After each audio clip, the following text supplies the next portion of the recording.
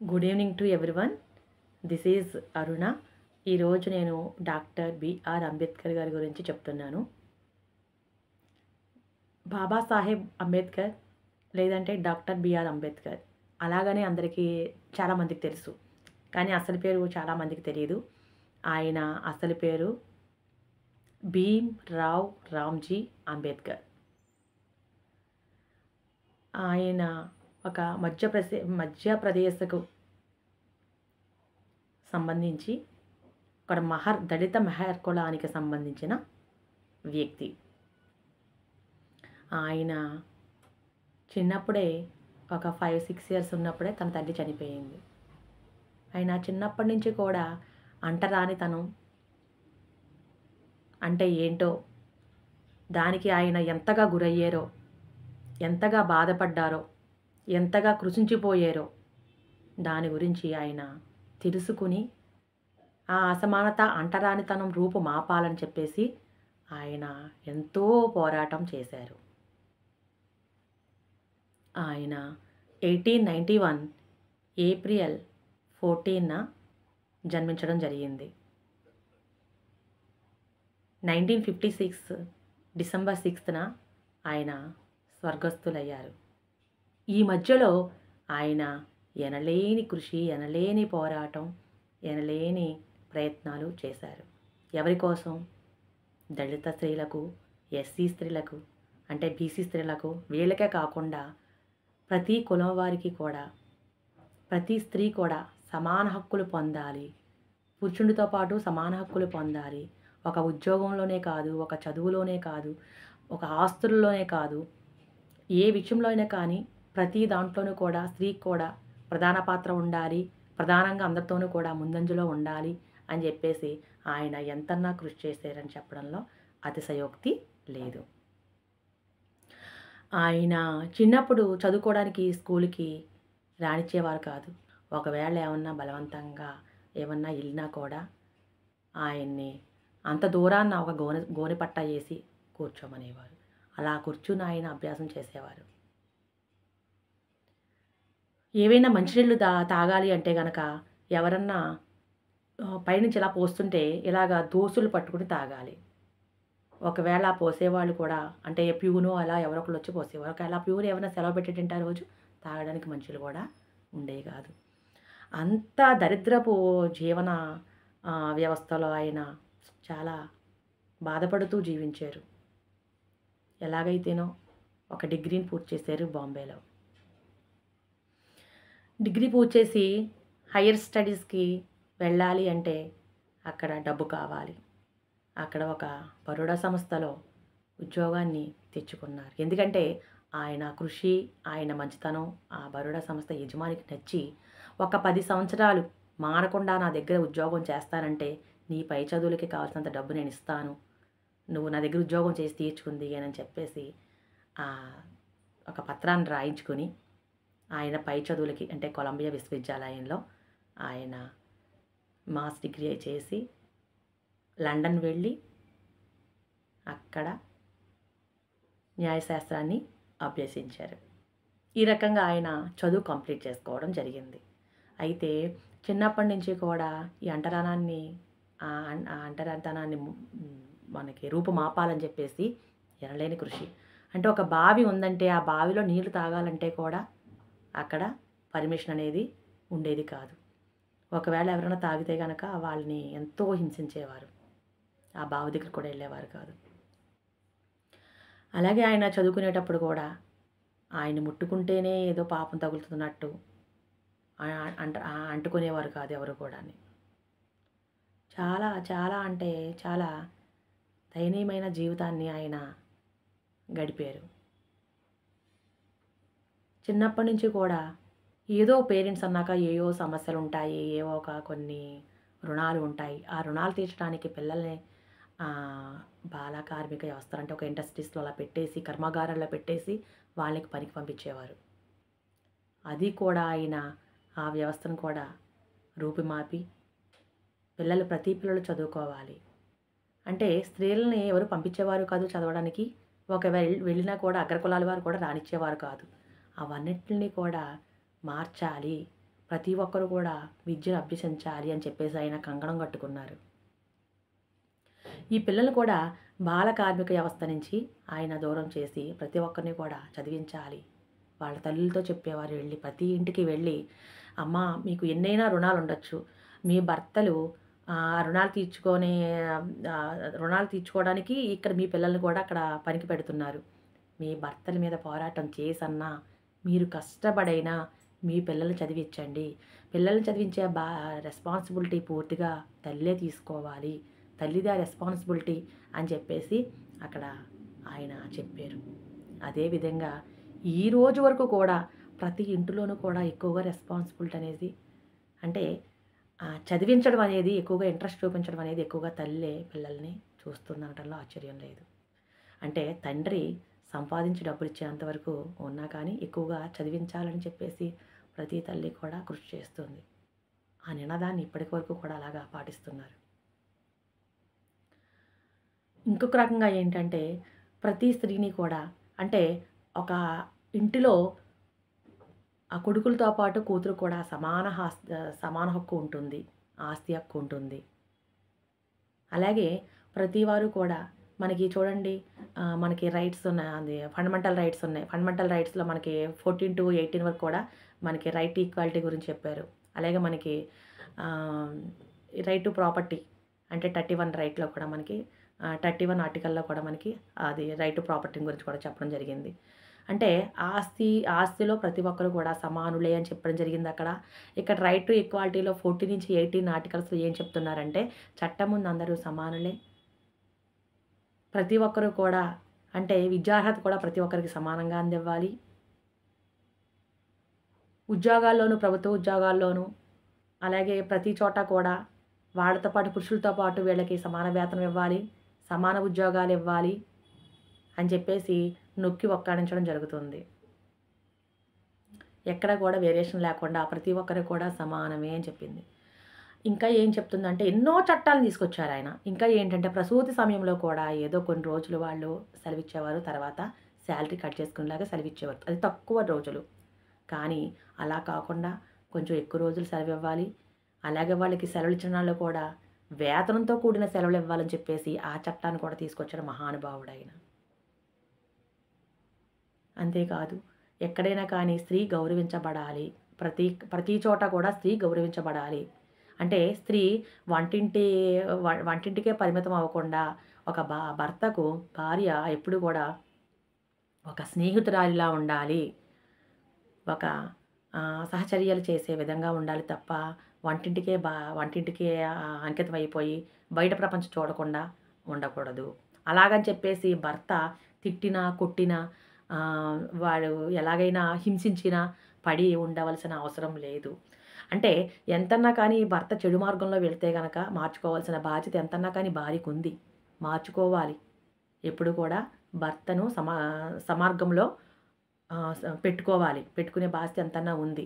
ఎంతన్నా కృషి చేయండి, గొడవ పడకండి, దూరం కాకండి, ఇద్దరి మధ్యన దూరం పెంచుకోకండి అని చెప్పారు. అయినప్పటికీ కూడా వాళ్ళు వినకపోయినా, వాళ్ళు అలాగే మిమ్మల్ని బాధిస్తున్నా ఇంకా ఊరుకోవద్దు, వదిలేసేయండి అని ఒక విడాకుల చట్టాన్ని కూడా ఆయన తీసుకురావడం జరిగింది. అంటే బాల కార్మిక వ్యవస్థ నిర్మూలించడం జరిగింది, విడాకుల చట్టాన్ని తేవడం జరిగింది. అలాగే ఒక భర్తకు ఒక భార్యే అంటే బహుభార్యలు అంటే రెండో పెళ్లి చేసుకోవడం అది కూడా రద్దు చేసి ఒక పెళ్ళి, ఒక భర్తకి ఒక భార్య అనేసి ఆ చట్టాన్ని కూడా అక్కడ తీసుకురావడం జరిగింది. ఈ భర్త సమార్గంలో ఎంత మనం మార్చుకోవాలన్నా మార్చకపోతే వదిలేసి విడాకులు తీసుకోండి అని చెప్పిన మాట ఏ దేశ నాయకుడు కూడా చెప్పలేదు. డాక్టర్ బిఆర్ అంబేద్కర్ మటుకు చెప్పారు. అంటే అది స్త్రీల పట్ల ఆయనకున్న గౌరవం కానీ, ఆయనకున్న ఎనలేని గౌరవాన్ని మనం చాటి చెప్పుకోవచ్చిన అవసరం ఎంతైనా ఉంది.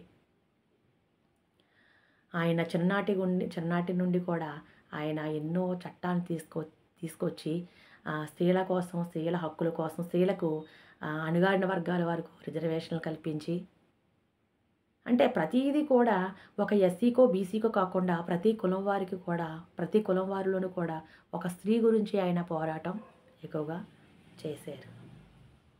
అలాగే మనకి భారత రాజ్యాంగాన్ని ఏర్పాటు చేసుకోవాలి. ఆ రాజ్యాంగంలో మనకి ఎనలేని రాజ్యాంగాలు ఆయన అన్నీ కూడా ఎన్నో కాన్స్టిట్యూషన్ చుట్టూ తిరిగి ప్రతి కాన్స్టిట్యూషన్ కూడా అబ్జర్వ్ చేసి చదివి ఏ కాన్స్టిట్యూషన్ నుండి ఏం తీసుకుంటే మనకి బాగుంటుంది మన కాన్స్టిట్యూషన్లో అని చెప్పేసి మనకి చాలా ఆ, తీసుకోవడం జరిగింది. రూల్ ఆఫ్ లా, సమన్యాయ పాలన బ్రిటన్ కాన్స్టిట్యూషన్ నుండి తీసుకురావడం జరిగింది. అలాగే సిటిజన్షిప్, వారసత్వము, అలాగే మనకి బ్రిటన్ కాన్స్టిట్యూషన్ నుండి తీసుకురావడం జరిగింది. ఫండమెంటల్ రైట్స్, జ్యుడిషియల్ సిస్టమ్, ఇవన్నీ కూడా మనకి అమెరికన్ కాన్స్టిట్యూషన్ నుండి తీసుకురావడం జరిగింది. ఫండమెంటల్ డ్యూటీస్ అంటే ప్రాథమిక విధులు సోవియట్ రష్యా నుండి తీసుకురావడం జరిగింది. Equality, fraternity, Liberty French constitution నుండి తీసుకురావడం జరిగింది. ఎమర్జెన్సీ పవర్స్ జర్మనీ కాన్స్టిట్యూషన్ నుండి తీసుకురావడం జరిగింది. ఇలాగా మనకి ప్రతి చోటు నుంచి కూడా మనకి పార్లమెంటరీ సిస్టమ్, ఇది కూడా మనకి బ్రిటన్ కాన్స్టిట్యూషన్ నుండి అండ్ అమెరికన్ కాన్స్టిట్యూషన్ నుండి కూడా తీసుకురావడం జరిగింది.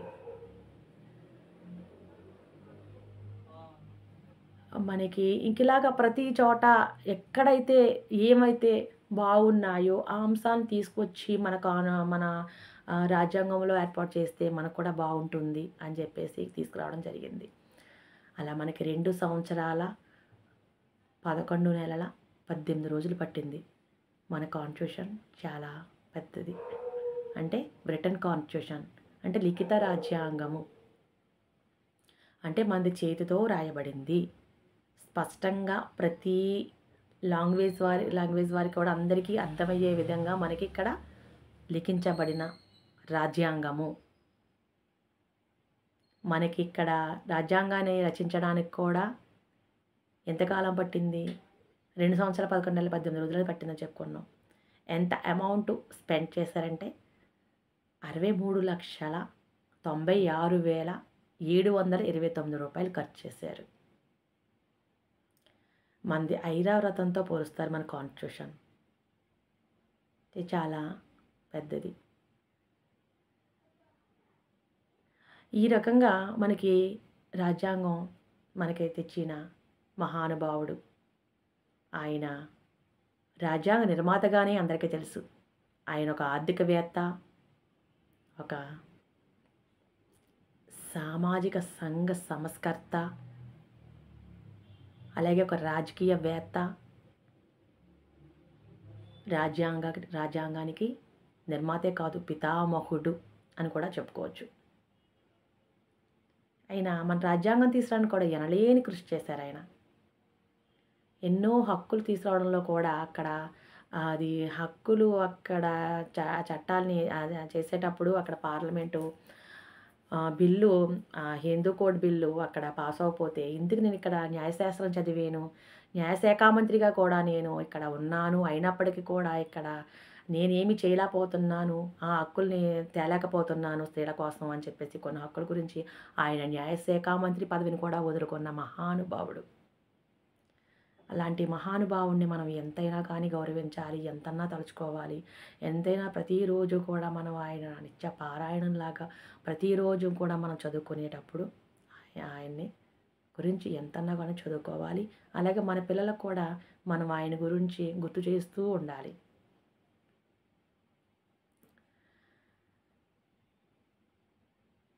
తల్లిదండ్రులకు ఆయన 14వ సంతానం. అంబేద్కర్ గారు ఆయన తల్లిదండ్రులకు 14వ సంతానం కింద ఆయన పుట్టడం జరిగింది. ఆయన చిన్నతనంలోనే కూడా పెళ్లి చేసుకోవడం కూడా జరిగింది. ఈయన ఎనలేని కృషి చేశారు ప్రజల కోసం, అలాగే స్త్రీల హక్కుల కోసం పోరాడి ఎనలేని కృషి చేశారు. ఇది ప్రతి ఒక్కరికి కూడా మనం ఈరోజు ఇంత స్వేచ్ఛగా ఉన్నాము అంటే ఫండమెంటల్ రైట్స్ తీసుకురాబట్టే కదా. అంటే ప్రాథమిక హక్కులు తీసుకురాబట్టే కదా మనం ఇంత స్వేచ్ఛగా ఉన్నాం ప్రతి ఒక్కరం కూడా. మనం హక్కులను అనుభవిస్తూ ఉన్నాము. అలాగే ఆయన ఇంకొకటి కూడా చెప్పారు. ఈ హక్కులనేది ఎప్పుడు కూడా దాన్ని తొలగించడానికి అధికారం లేదు అని చెప్పేసి రాజ్యాంగంలో రాయించేశారు. ఏదన్నా ఎమర్జెన్సీ సిట్యుయేషన్స్ వచ్చినప్పుడు మాత్రమే దాన్ని కొంచెం టెంపరరీగా ఆపాలి తప్ప ఎప్పుడు కూడా హక్కులనేది రిమూవ్ చేయకూడదు అని చెప్పేసి, ఆపకూడదు అని చెప్పేసి చెప్పారు. అంటే ఎమర్జెన్సీ సిట్యుయేషన్ అంటే ఏంటి?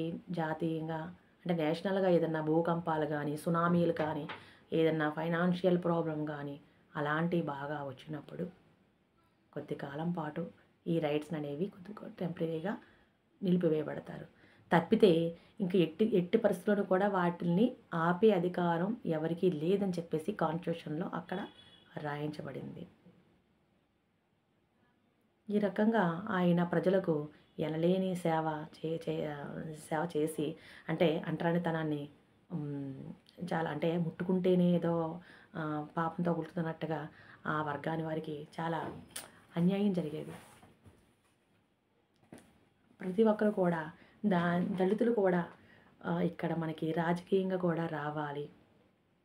అసెంబ్లీలో కూడా కూర్చోవాలి. వాళ్ళు కూడా ప్రతి ఒక్కరు కూడా వాళ్ళు కూడా పోటీల్లో నిలబడే అవకాశాన్ని కూడా వాళ్ళకి ఇవ్వాలి. చట్టం ముందు అందరూ సమానులే అని చెప్పేసి రాజకీయాల్లో కూడా వాళ్ళు తీసుకురావాలని చెప్పేసి అది కూడా మన హక్కుని తీసుకొని రావడం జరిగింది. ఈ రకంగా ఒకటని చెప్పలేం. ఎనలేని కృషి చేశారు ప్రజా హక్కుల కోసం, ప్రత్యేకించి స్త్రీల హక్కుల కోసం. ఆయన ఎక్కడైనా సరే పబ్లిక్ మీటింగ్ పెట్టినప్పుడు ఆయన స్త్రీల కోసమే, స్త్రీలకొచ్చే హక్కుల కోసమే మాట్లాడేవారు. స్త్రీల గురించే మాట్లాడేవారు. ఈ రకంగా ఆయన్ని ఎంతన్నా గుర్తు చేసుకోవాలని, ఎప్పుడు కూడా మర్చిపోకూడదనేసి అంబేద్కర్ గారు ఈరోజు పుట్టినరోజు సందర్భంగా నేను ఆయన్ని ఒకసారి గుర్తు చేసుకుందామని చెప్పేసి, అలాగే మీరందరూ కూడా గుర్తు చేసుకుంటారు, ఆయన గురించి తెలుసుకుంటారు కొంతైనా అని చెప్పేసి చెప్తున్నాను. హ్యాపీ అంబేద్కర్ జయంతి.